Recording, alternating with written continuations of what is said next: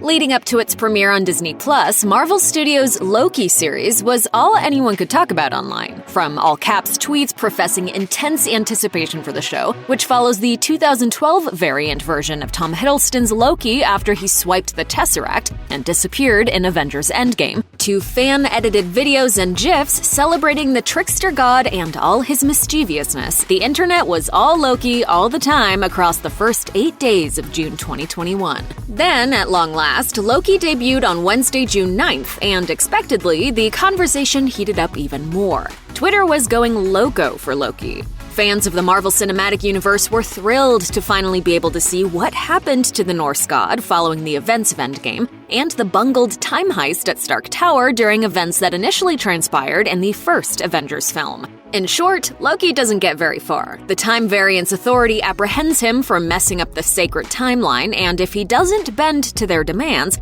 he'll face extreme consequences. Needless to say, that's not something this version of Loki has ever done for anyone before.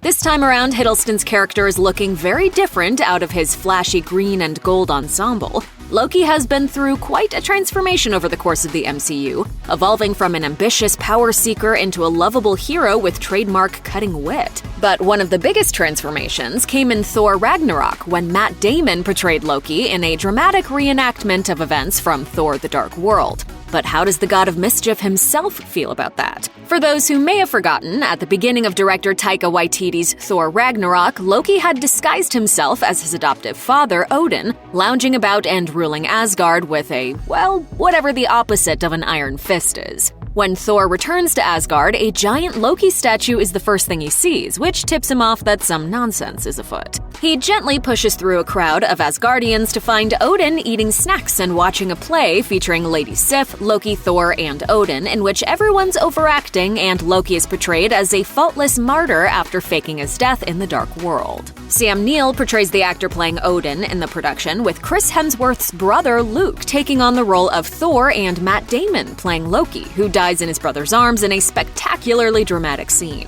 After it was reported that Neill, Hemsworth, and Damon were all seen on the set of Waititi's Thor: Love and Thunder, presumably to reprise their roles, Tom Hiddleston shared his thoughts about Damon's performance as Thor's puckish adoptive brother and his possible return in the fourth Thor movie. Hiddleston told Decider, "Well, I have no ownership, as you know. Loki contains multitudes, and he contains Matt Damon." Recalling the first time Damon played Loki's theatrical counterpart, Hiddleston added, "I was so amused on that. I can't remember, it was a couple of days on Ragnarok when he came in and did his thing. It was like looking into a very slightly distorted mirror, and his take on the whole thing was just hilarious." The actor then teased that he, quote, "can't wait to see what they've been doing for Thor: Love and Thunder," which is about as much confirmation of a Damon as Loki return as anyone can hope for.